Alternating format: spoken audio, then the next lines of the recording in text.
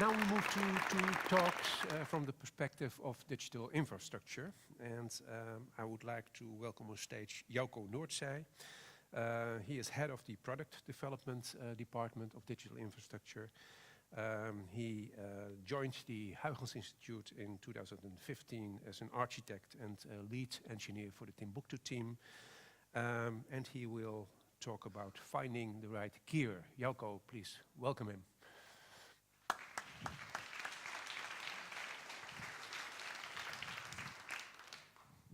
Thank you. Yeah, finding the right gear really means me talking a lot about sustainable infrastructure, software development problems, and the challenges we face, the programmatic abstractions that we're going to do. So I can understand if that's not really the most exciting talk of your day today. And to be honest, I'm also a bit hesitant to giving this talk, because I'm going to be talking about a lot of abstract things. Can't even frame them right. These abstract things aren't even the things that I've been doing. I like talking about what I've been doing. I don't really like to talk about what I'm going to do next year, so it's kind of a visionary thing. And I'm not allowed to get too technical, so I'm not allowed to use technical words. So really, I'm not in my comfort zone right now. I do agree that someone should be up here and talk about my department, because we're easy to misjudge, mischaracterize. We're quite a unique department in the field, right? We're not scholars.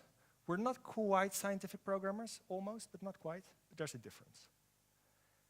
And to explain that difference, I think it's a good idea to just go over the scholarly process, right? Not just the humanities process or the scientific process, just the scholarly process in a whole that you all are doing. Usually, you start with some data. Might be old data, might be new data, whatever. You then study the data. You can do this using, close reading, or using, I hate the clicker right now, distant reading, right? But over time, you get a feel, a mental model of the data. When you get the mental model, at some point, you will start to curate the data, right? Improve it. You're using tools to go through the data, so you also improve the tools. Then, after a while, well, really, there's two different approaches here. Most of you will wait until they get some insight, some brilliant idea, then write a whole bunch of papers, and, well, that's their thing. The other ones of you just publish the data as it is, right? The curated, improved data, that's a product as a whole. Regardless of your concrete approach, this is what happens, right? I'm sure everyone here is familiar with that process. Well, for the past few years, I've been observing this, and a few things sprung to my attention. You improve the data, and then there's a lot to do about logging, keeping track of who improved what, how, why, with what tools, right? The provenance of the data. That's well, let's call it a thing here. You improve the tools, and to be sure, you like improving the tools while you're working on it. You might not like it if someone else starts using the tool after you've improved it, right? Because they ask all these kind of annoying questions, like, how do I use this version of the tool? Or, where are the files? This is a comic, but it's not a joke. I've been in meetings where it was like, and where are the files? And people went like,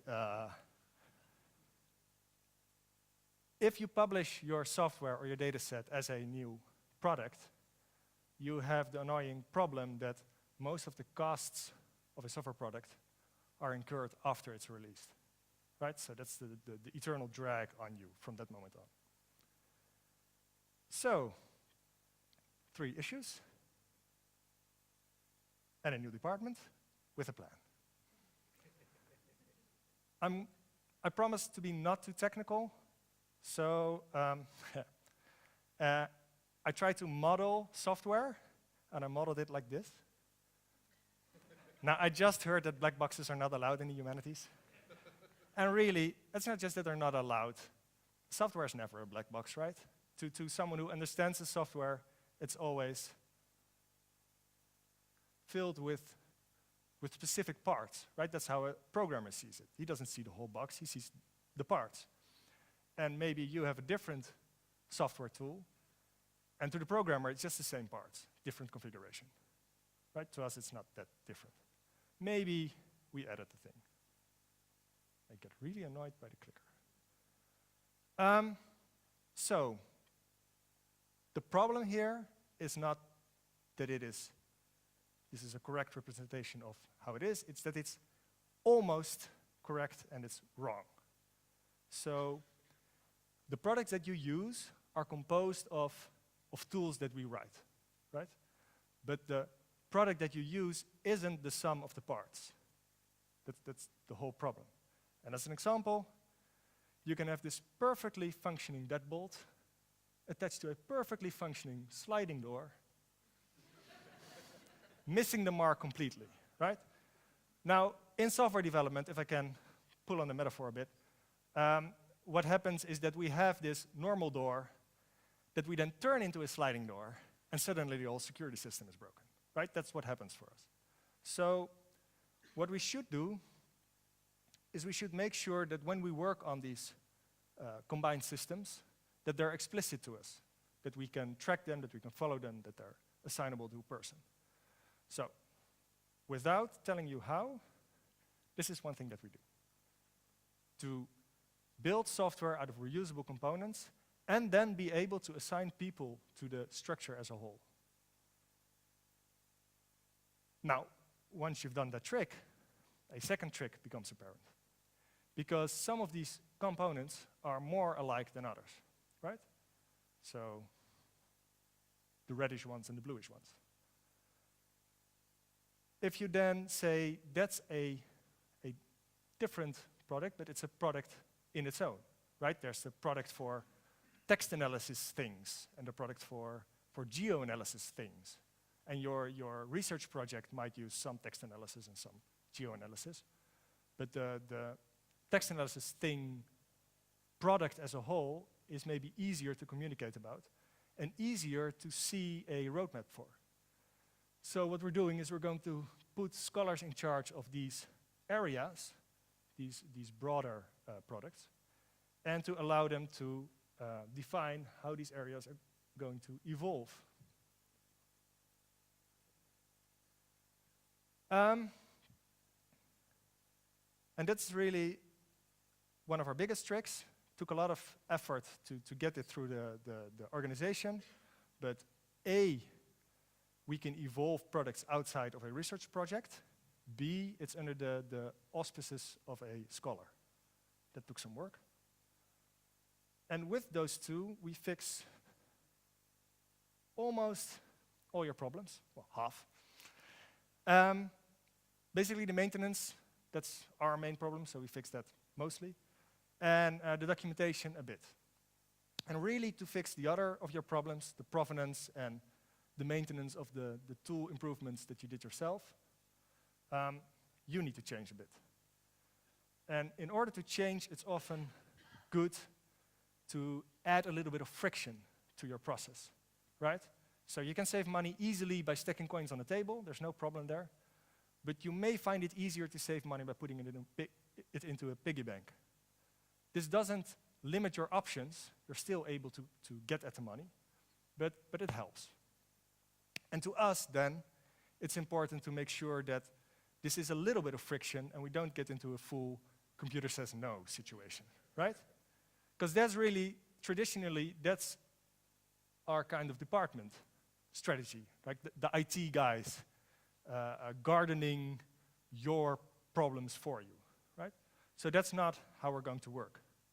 We've had quite a bit of success by allowing everything into our systems and then just noting some qualities about it. Half of the data is missing.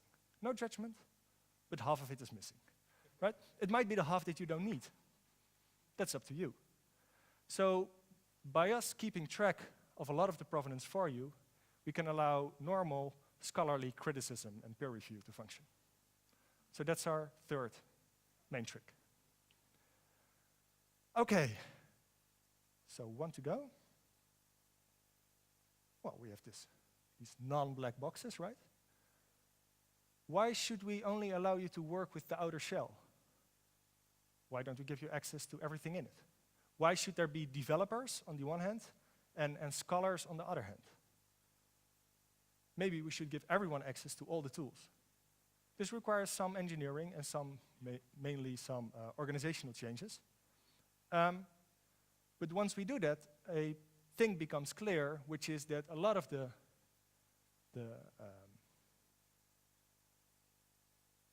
gatekeeping style of work that the program does isn't done by the programmer, but by the tool, but by the programmer.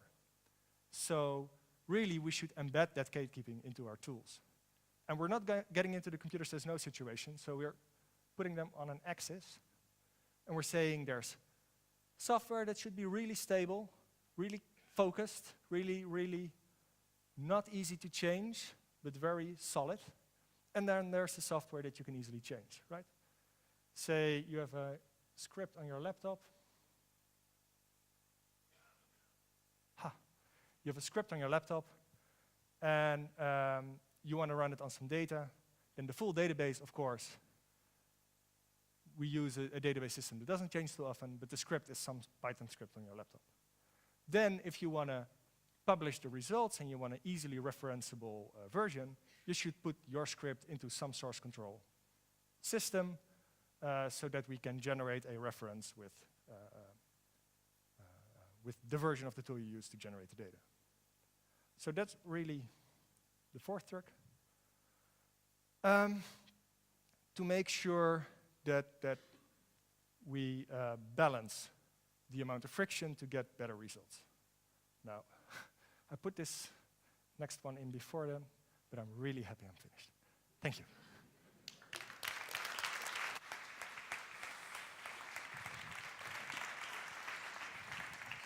Thank you, Jauco, for this very entertaining talk.